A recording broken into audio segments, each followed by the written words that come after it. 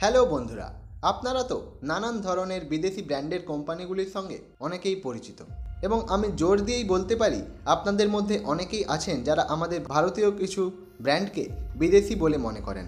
এটা এমন কোনো ব্যাপার নয়, আমিও সেই সকল ব্যক্তিদের মধ্যেই। চলুন, আজকের এই ভিডিওটির টাইটেল 10টি ভারতীয় ব্র্যান্ড যাদের নাম শুনলে মনে হয় বিদেশি কোম্পানি। পিটার ইংল্যান্ড নামে এটা বিদেশি ব্র্যান্ড বলে মনে হলেও আসলে এটা সম্পূর্ণ স্বদেশি। 2002 সালে আদিত্য বিড়লা গ্রুপ এর আন্তর্জাতিক সত্ত্ব কিনে নিয়েছিল। আপনি যদি দামি স্যুট পরার শখ রাখেন তবে আপনি এর নাম অবশ্যই শুনে থাকবেন, কিংবা এর বিজ্ঞাপন বা বড় বড় মলে এর শোরুম অবশ্যই দেখবেন। এই ব্র্যান্ড কেবল পুরুষদের পরিধান তৈরি করে। প্রতি বছর এই ব্র্যান্ড প্রায় 40 লাখ জোড়া কাপড় বিক্রি করে থাকে। রয়্যাল এনফিল্ড এটিও একটি ভারতীয় ব্র্যান্ড যা অনেকেই মনে করেন বিদেশি বলে। 1955 সালে মাদ্রাজ মোটরের দ্বারা ভারতে নথিভুক্ত হয়। বর্তমানে এটি HR মোটরস লিমিটেডের অধীনে আছে। এর সবচেয়ে প্রসিদ্ধ মডেল বুলেট 350। 1955 থেকে এখন পর্যন্ত টানা চেন্নাইয়ে বানানো হচ্ছে। এটি বিশ্বের সবচেয়ে পুরানো ও অবিরাম উৎপাদনকারী মোটরসাইকেল ব্র্যান্ড। 2017 সালে রয়্যাল এনফিল্ড কোম্পানি 8,20,492টি এনফিল্ড বিক্রি করেছিল। বর্তমানে চেন্নাইয়ে এর 3টি কারখানা আছে, যেখানে bullet 350, bullet 500, Thunderbird 350, Thunderbird 500, classic 500 এবং ক্লাসিক 350 ও হিমালয়ান বানানো হয়। লুইস ফিলিপ নামে বিদেশি ছোঁয়া থাকলেও এই ব্র্যান্ডটি মাদিউরা ফ্যাশন অ্যান্ড লাইফস্টাইলের উৎপাদন, যা আদিত্য বিড়লা গ্রুপের একটি শাখা। এই ব্র্যান্ডটি পুরুষদের জন্য পোশাক তৈরি করে। LP মেনলাইন, LP Luxor, LP sports, LP jeans এই ব্র্যান্ডের নামকরা কিছু উৎপাদন। নিজের গ্রাহকদের সুবিধার্থে একটি পত্রিকা বের করে দ্য লেবেল নামে। জ্যাগোয়ার 2008 পর্যন্ত ব্রিটেনের সৌধ বৃদ্ধিকারী এই কোম্পানিকে ভারতের টাটা মোটর কোম্পানি কিনে ভারতীয়দের মুকুটে নতুন এক পালক লাগিয়েছে। জ্যাগুয়ার এর সবচেয়ে প্রসিদ্ধ ল্যান্ড রোভার বর্তমানে ইংল্যান্ডে তৈরি হয় টাটার অধীনে। এই কোম্পানিতে বর্তমানে 83,000 কর্মচারী কাজ করেন। প্রতি বছর 2,64,000 কোটি টাকার আমদানি করছে, বার্ষিক 6 লক্ষ গাড়ি বিক্রি করে। কিছুকাল আগে কেউ ভাবেনি 200 বছর ইংরেজদের অধীনে থাকা এই দেশের এক কোম্পানি 83,000 ইংরেজকে রুজিরুটি দেবে। MRF এটি এমন একটি কোম্পানি যার নাম সবাই শুনেছেন।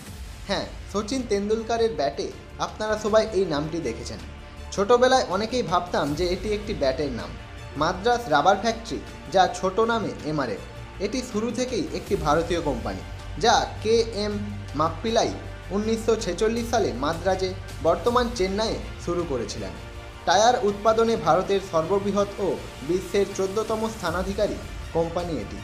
বড় ট্রাক থেকে শুরু করে স্কুটারের টায়ার অবধি সমস্ত রকম টায়ার তৈরি করে এই কোম্পানি। হায়দ্রাবাদে প্রধান 3টি অফিস থাকলেও এর বিভিন্ন ব্রাঞ্চ ভারতের বিভিন্ন রাজ্যে অবস্থিত। বর্তমানে এই কোম্পানির সম্পত্তি পরিমাণ প্রায় 1600 কোটি টাকারও বেশি। টাইটান হিন্দিতে টাইটান শব্দের অর্থ নিজ ক্ষেত্রে অসাধারণ, যেমনটা এর মালিক স্বয়ং টাটা। নিজের সাথে মানানসই একটি ব্র্যান্ড তৈরি করল টাটা। টাটার বেশিরভাগ জিনিসের নাম T অক্ষর দিয়ে শুরু। টানিস্ক জুয়েলারিও টাটা ব্র্যান্ডের। টাইটানের ঘড়ি ভারতে ঐতিহ্য গ্রহণ করে। হাতে একটি টাইটানের ঘড়ি থাকা মানে তাকে অভিজাত্যপূর্ণ ব্যক্তি মনে করা হয়। যুব সমাজকে আকর্ষণ করতে টাইটান কোম্পানি 2005 সালে ফাস্ট ট্র্যাক নামক একটি নতুন ঘড়ির কোম্পানি শুরু করে, যা বর্তমানে বিপুল জনপ্রিয়। ঘড়ি ছাড়াও এই কোম্পানি চশমা উৎপাদন করে, যা অনলাইন ও অফলাইন দুটোতেই পাওয়া যায়। এই গ্রুপের 2018 মার্চ পর্যন্ত আমদানি 15,621 কোটি টাকা। যেহেতু টাটার নামই এই গুণের পরিচয় বহন করে, তাই ভারতীয়দের মধ্যে এটি খুব জনপ্রিয়। ল্যাকমে মেয়েদের প্রসাধনের অন্যতম পছন্দের এই ব্র্যান্ড ল্যাকমে, যা বিদেশি মনে হলেও আসলে ভারতীয় ও আন্তর্জাতিক মানের। এটি ভারতীয় ইউনিলিভার কোম্পানির উৎপাদন, যা শুরুর প্রথম দিকে টাটা গ্রুপের ছিল। ল্যাকমে নামটি লক্ষ্মী নামের ফ্রেঞ্চ উচ্চারণ। লক্ষ্মীকে ভারতের সম্পত্তি ও রূপের দেবী মানা হয়, তাই এমন নামের উৎপত্তি। লার্সেন অ্যান্ড টিউব্রো এমন খুব কম মানুষই হবেন যারা এই কোম্পানির নাম শোনেননি বা এর আগে লোগোটি দেখেননি। বিদেশি নামে শুনতে এই কোম্পানিটি একটি ভারতীয় বহুরাষ্ট্রীয় কোম্পানি। এটি বহুরাষ্ট্রীয় কোম্পানির একটি যথাযথ নিদর্শন। এই কোম্পানির মালিকের শেয়ার হোল্ডাররা, যাদের মধ্যে সবচেয়ে বড় শেয়ার হোল্ডার ভারতীয় জীবন বীমা নিগম বা LIC। এই কোম্পানি বিভিন্ন নির্মাণ কার্য করে থাকে, তা কোনো বড় ইমারতই হোক বা কোনো বড় সড়ক, মেট্রো রেলই হোক বা কোনো কারখানা। কোম্পানিটিতে প্রায় 54,000 কর্মচারী কাজ করেন, যাদের মধ্যে 5,000 কর্মচারী মহিলা। এর সদর দপ্তর মুম্বাইয়ে অবস্থিত এবং এই কোম্পানির গত বছরের আমদানি প্রায় 1,19,683 কোটি টাকা। Cafe coffee day. কফি খেতে পছন্দ করেন? তাহলে তো এই নামটি আপনার জানাই থাকবে। নানা ধরনের কফি, বাতানুকূল পরিবেশে বন্ধুদের সাথে আড্ডা তো প্রায় সকলেই করেছেন এখানে বসে। নামে বিদেশি আর চালচলনেও বিদেশি হলেও এই ক্যাফে 100% স্বদেশি। এর মালিক VG সিদ্ধার্থ কর্ণাটকের চিকমাগলুর জেলার। তার এখানে 20,000 একর জমির উপর কফি বাগান আছে। ভারতের 29টি রাজ্যে কমপক্ষে 1700 দোকান আছে সিসিডির। 1996 11 জুলাই একটি ছোট দোকান থেকে এর যাত্রা শুরু হয়েছিল। তাহলে এবার নিশ্চিন্তে ভারতীয় কফি খান বিদেশি নাম ও বিদেশি আন্দাজে। PD light.